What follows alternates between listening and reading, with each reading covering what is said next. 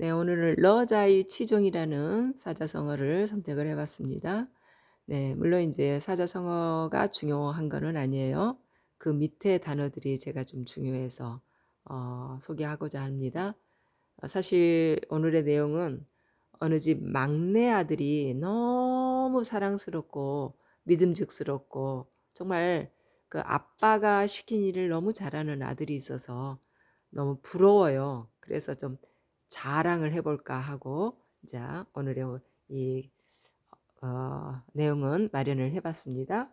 자, 아빠가 어떤 일을 하라고 시켰거든요. 그런데 그 아들의 태도를 한번 보실래요? 굉장히 긍정적으로 임하네요. 그리고 자세는 세세하고 세밀하게 살핀다는 얘기예요. 살펴요. 그리고 이제 하나라도 뭐 이렇게 특정을 놓치지 않을까 관찰을 또 너무너무 세밀하게 잘하네요. 그리고 어떤 특별한 점이 없지 않을까 하고 그 특별한 점을 찾기 위해서 아주 신경을 많이 쓰네요. 그리고 또 습성이 뭐가 있나 또 찾고 있어요.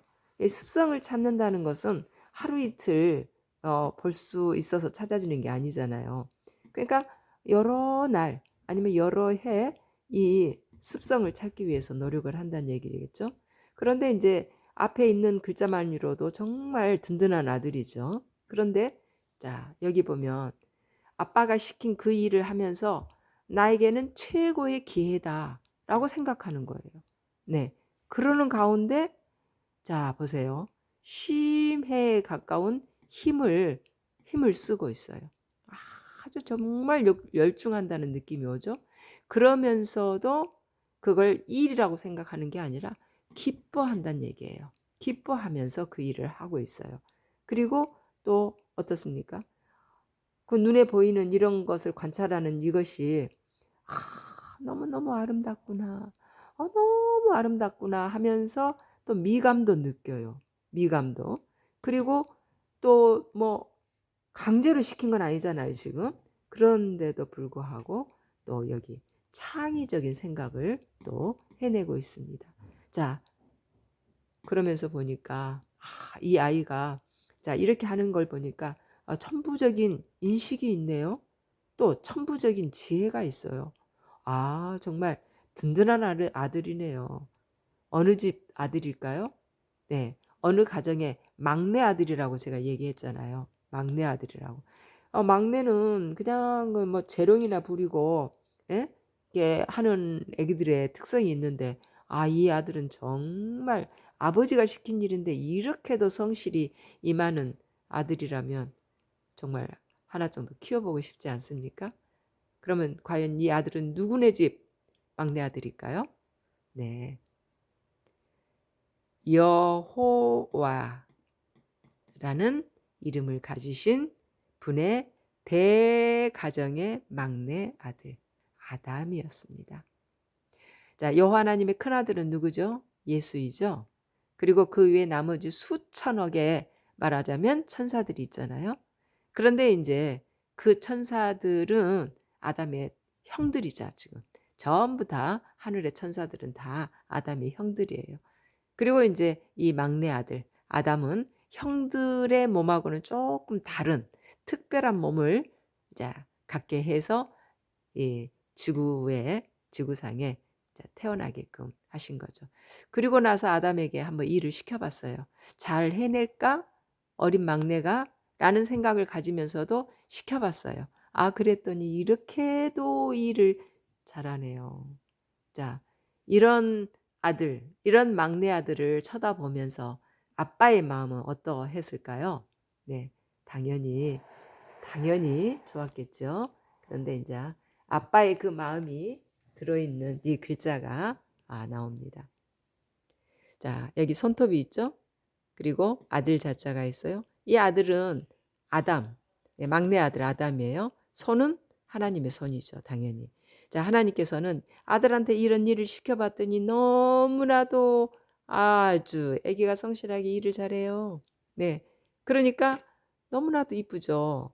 그래서 손으로 아유, 내 아들 내 사랑스러운 아들, 정말 너의 하는 행동을 보니 믿음이 가는구나. 믿음직스러운 내 아들이구나. 아유, 참 막내 아들이지만 이렇게도 나의 마음을 흡족하게 하는구나 하면서 지금 쓰다듬고 있는 이런 상황이죠. 네, 여기까지는 너무 좋죠? 자, 여기서 끝낼까요? 땡. 그러면 좋겠죠. 그런데 동물들의 이름을 다 관찰하고 습성을 살펴서 이름을 짓고 보니까 다른 동물들은 다 짝이 있네요. 근데 본인은 짝이 없어 좀 외로움을 느껴요. 또 그걸 보고 아버지가, 능력 있는 아버지가 그냥 말 수가 없죠. 그래서 갈비뼈 하나를 취해서 짝을 만들어 주죠. 네, 이 밑에 있는 이 글자입니다.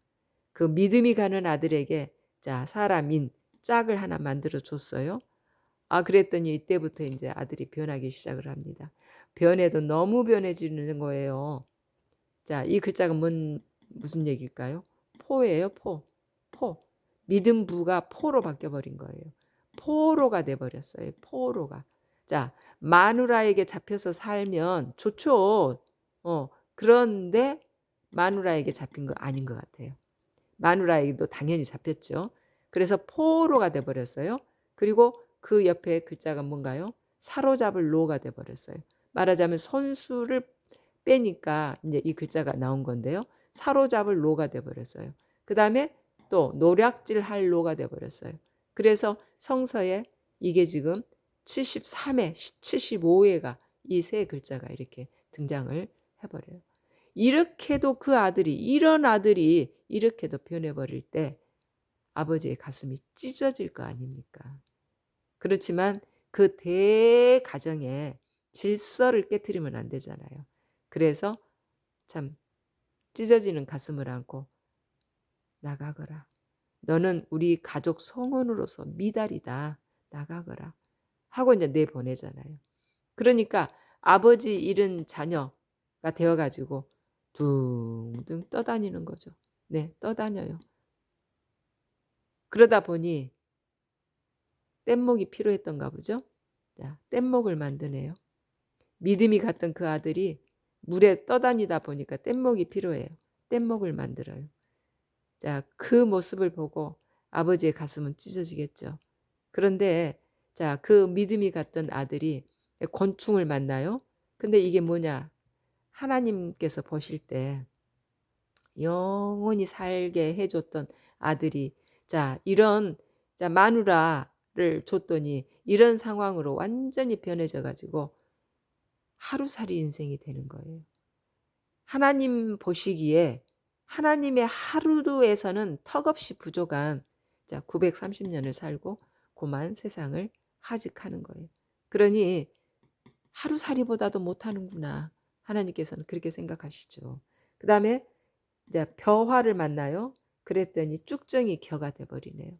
정말 믿음이 갔던 때의 아들은 알이 통통하게 밴 것과 같은 그런 믿음이 가는 아들이었는데 이제 쭉정이가 돼버리고 하루살이도 하루살이 하루도 안 되는 그런 인생을 살다가 둥둥 떠다니는 뗏목이나 타고 살다가 인생 끝냈어요. 이런 아들을, 이렇게 착했던 아들을, 이렇게 변해버린 아들을 보는 아버지의 마음은 어떻겠습니까? 그래서 그 아들을 위해서 구제하는 어떤 마련을 하나요? 안 되죠. 못하죠. 법칙이 어겨져요. 왜냐? 완전했던 생명으로 아버지에게 반역을 했기 때문에. 그래서 그 아들에 대한 구제는 더 이상 이제 없어요. 그러나 하나님께서는 이 아들의 몸에서 나오는 씨, 그 씨가 누굽니까? 지금 지구에 살고 있는 우리 인간들 아닙니까?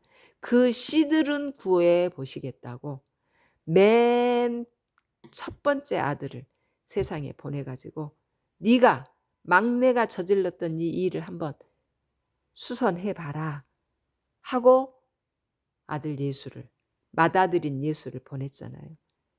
그래서 이 땅에 오셔서 예수께서 정말 많은 수모를 겪으셨지만 비로소 예수가 죽음으로써 아버지께 온전한 충성을 바쳤죠. 그래서 이제 우리가 구원의 길이 열렸다는 것입니다.